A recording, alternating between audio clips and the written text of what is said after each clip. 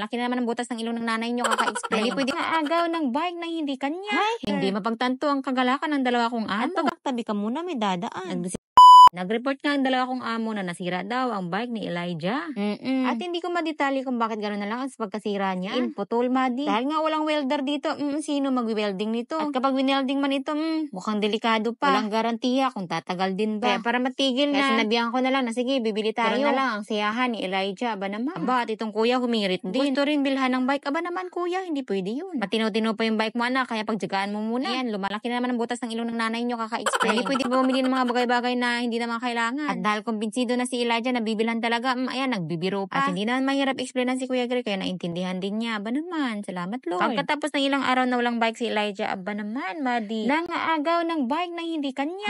Kumukulot lalo ang buhok ko. Kapag nakita kayo ng bike kakaibigan niya, aba naman, hindi na bumababa, Madi. Kaya unang hinanapan namin dito sa warehouse center. Hindi mapagtanto ang kagalakan ng dalawa kong amo. At pagkakita ko pa lang, hindi na sumang-ayon ang Madi mo. Dahil ang gusto kong bilhin, yung dating style pa rin ang bike niya. At ito ang una nilang nakita, aba, at sinakyan. Mabuti na lang at walang mga sales representative. Hinahanap ko nga sila dito. Kakako ay mamay mapusuan sila. Discourage ko nga sa kanila yung mga pinapili nila. Talaga, Madi, hindi yan talaga obra sa kanila. Aba naman, di battery pa naman yan. Taas na yung 3 araw tagal niya. Sira na. At ang Kuya Gray ay medyo nalulungkot sa nangyayari. Dahil may pinopropose na gustong bilhin para sa kanya. At ito ang itsura niya pagkatapos naming umalis sa establishmento ngayon. At successful naman kaming nakaakyat ng escalator. At pumunta agad kami sa aming pakay nang sa ganun ay makauwi ka agad, Madi. Baka kasi ako ano-ano pang makita ng mga amo ko. Marupok pa naman ang Madi mo sa mga gantong bagay. May natipuan ako kaso sira. Pwede pala yun i-display kahit sira na. Yes, Madi, sira ang paa. Hindi ko na lang kinuhanan ng film. Nakakahiya naman. Ang isa kong amoy nakabingbit na ng isa. Nagtanong-tanong na rin ako dito kung meron bang ibang nakadisplay. Pero sabi wala na daw. Nalungkot ng Madi. Pero ito yung nakita ko. Abay, lakas maka-orange, Madi. Abay, perfect na perfect siya sa hinahanap. Okay, anong pang hinihintay, Elijah? Padyakan mo na. Sige nga, try nga natin. Okay lang? Okay lang? Wala pa tayo ng iba kung wala o meron pa.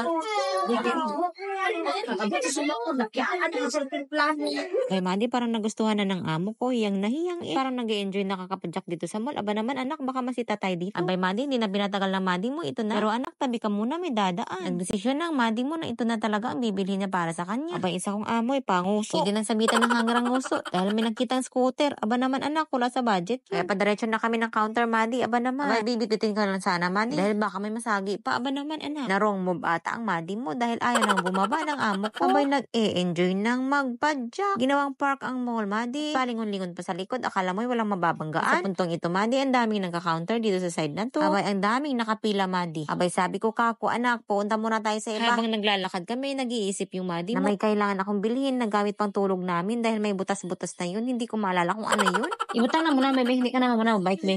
Huwag muna. Magagalit sila. Babayaran muna natin yan. Sige na. Ayaw ng gulo ng Madi mo kaya hayaan na lang. Oh, dahan-dahan na. Tingin ka. Uy, tingin ka ba? Hindi ka magtingin sa... Dito ka magtingin sa harap, oh.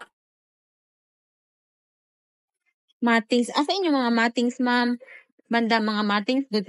Nag-plain mat, good. Dugay, ako mangita ba? Dali lang. May naalala na ng Madi mo kanong bibilihin. Matings pala. At nagpa-assist na talaga ang Madi mo dahil ang laki-laki ng mall, Madi. Maglalabas na yung mga varicose vein ko.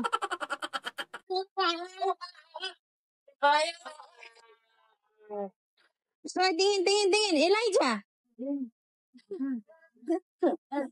Ganda na pagkitang gila sa tito-tita. At may isang batang hindi natuwa sa nangyayari. Dahil gusto ring makibike sa kuya. Aba naman, anak. At itong isa kong amo, hindi madrawing ang mukha. Pasensya naman na, anak. Hindi pa pwede ang gusto mo sa ngayon. Abay, grabing takbo ng Madi mo nito para mabili lang ito. At ito ang tsinelas ng isa kong among Elijah. Talagang hinabol ko, Madi, dahil sa taas ng pila. Aba naman. Dahil nga ang kuya ko'y nakapila na. Aba naman, takbo-takbo din. Talagang nagtatanungan pa ang dalawa kong amo kung kanino yung tsinelas na yan. Sabi ko, kako, abay, anak, kay Elijah Sadya po yan. Dahil yan sa'yo anak, ikakabili lang ni nanay mo. At ayan, ang inalaw ko lang na bilhin ni Kuya Gray ay slime. Samantala itong si Elijah ay napalitan ang luma niyang bike. Nasira na. Pinaintindi ko na lang ng bonggang-bongga si Kuya Gray. At alam ko namang maiintindihan niya ang sitwasyon. At na ang Madi team mo ay pauwi na. May isang amo na namang tuwang-tuwa. Gusto pa atang magbike sa likod. Aba naman anak. Hindi mawari ang kaligayahan Madi ay nang bumaba sa bike. Kaya itong supportive na tito abay nagkukagi moves na. Kinarga na at nilagay ang bike sa likod. At mabuti naman at natuwa naman at hindi umiyak. Salamat sa tito at tita na may yaman! Follow for more. See you!